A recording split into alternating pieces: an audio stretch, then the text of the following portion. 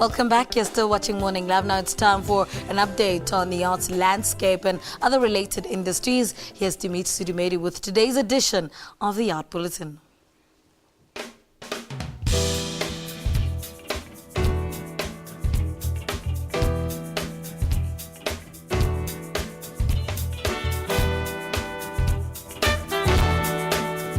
Today we're coming to you from the Springs Art Gallery, and the backdrop is the 3030 Ekurhuleni Contemporary Group Art Exhibition 2014. Welcome to this edition of the Art Bulletin. My name is Tumi Sedumedi, and we can't thank you enough for staying with us to identify and support emerging artists. That's the Durban Art Gallery's latest intention, and they plan on making that happen through their newly launched mentorship program. DAG wants to teach young artists all about market research, exhibition layouts, funding, and contracts. Everyone is eligible to enter, but we are now trying to focus more on students or people who just finished their academic and the self-taught artists who are not getting enough exposure. So the artists in the periphery, this is what we are looking at.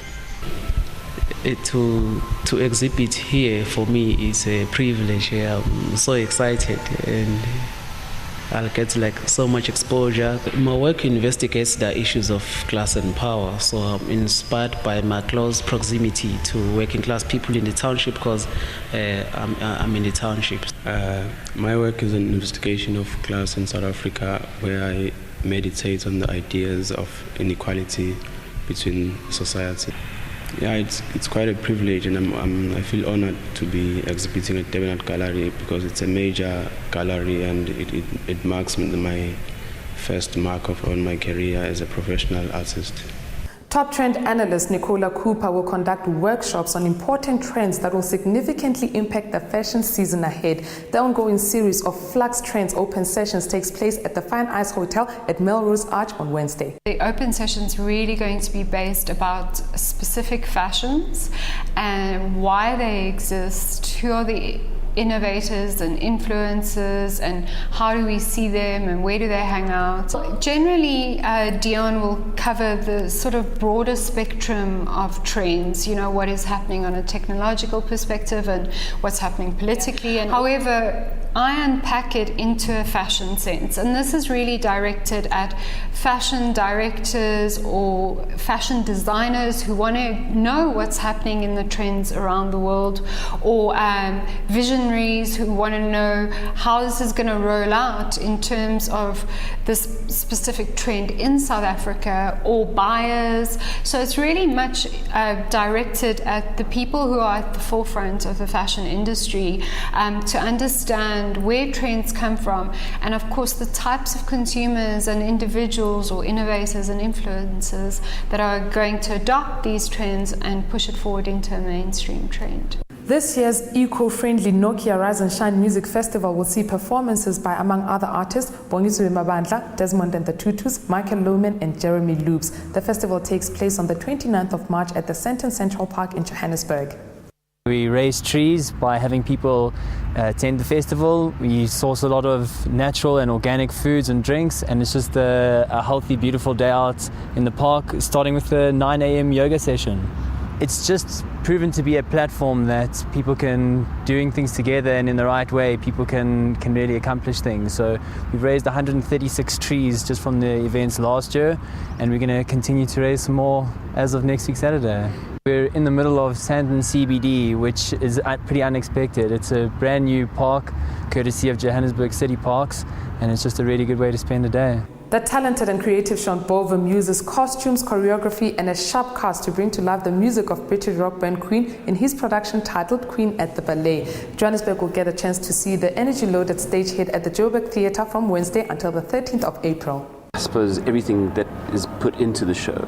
So 24 of South Africa's best ballet dancers, the most amazing choreography, the most amazing music which was written by Queen and Freddie Mercury, and putting onto stage the visual and the oral experience that's really the interpretation of Freddie Mercury's life and what an amazing supernatural man that he was. It's just, there's so many emotions that go through the show that you've got to see it. It wasn't just normal rock and roll music that Queen put together, but it was really involved and intelligent and beautiful and colorful music.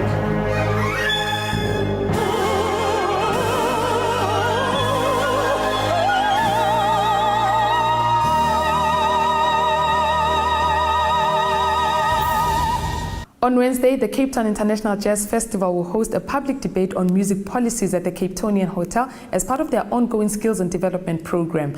Jazz critic Gwen Ansel, who also heads the festival's Archstanders Cause, will head that debate on what music policies we should be seeking to grow live music in SA. I think there are a range of issues. I think in some ways we in the cultural industries have made a stick for our own back, because we were told to speak the language of the policymakers. So we talk about music as a tool for building social cohesion and music as a tool for healing society, and all of that is very true, very important, very well worth mentioning. But live music isn't just that. Live music is also a form of expression, and that means that it needs arenas on which to be expressed. Is your drink of choice bubbly or champagne as it's formerly known? Then the Season Tsaluba Kopot, or Celebration of Bubbles Festival, could be just for you. The festival will showcase some of the world's finest champagnes at the newly renovated Inanda Country Club in Sandton next Saturday and Sunday. It's a first for Joburg, following the success of the Franschhoek Cap Classique and Champagne Festival that's been running for the past 8 years. So this is an initiative where over 25 wineries, 75 different bubblies will conglomerate in one setting, and people will get an opportunity to sample the best globally renowned champagnes and Cap Classiques. Well, we are very fortunate that Veuve Clicquot will be at the festival. As you know, they're globally renowned and possibly the best champagne house in the world. We've got the likes of Papa Hatzig, which is also an international brand, and some of the renowned locally produced brands like the House of Granberg will be there, Simon Sig, Krone, Pongras, JC Leroux. So I think it will be quite an interesting array of over 25 wineries that will be available for people to actually see the vastness of what's available and what is also locally produced.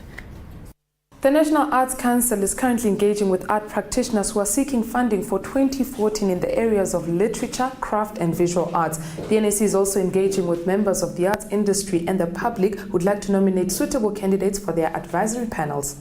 According to the NAC Act Section 11, it requires our council to appoint advisory panel members. We're looking for people who have achieved distinctions in the field of the arts that we cater for. The fields of the arts that we cater for are craft, visual arts, dance, theatre, drama and multidiscipline. We'll be looking at their experience in the arts, their work experience. We'll be looking at the expertise that they have and also whether they are suitably qualified to advise the council. They're actually not allowed to nominate themselves, they should nominate others. The process is we need a detailed motivation of the nominee. We also want their curriculum vitae, and also the nominee should submit a letter of acceptance that they are accepting to serve on the council. Closing date will be on the 28th of March 2014. And that's all we have time for on this edition of the Art Bulletin, coming to you from the Springs Art Gallery on this occasion of the 3030 Ekurhuleni Contemporary Group Art Exhibition 2014. More about this exhibition on www.ekurhuleni.gov.za. You can also follow the City of Ekurhuleni on Facebook and on Twitter. I'm at Tumi Sedumedi on Facebook, Twitter and Instagram. To get in touch with the Art Bulletin, email theartbulletin@sabc.co.za. You can also follow us on Facebook and on Twitter. Until next time, it's a goodbye from us.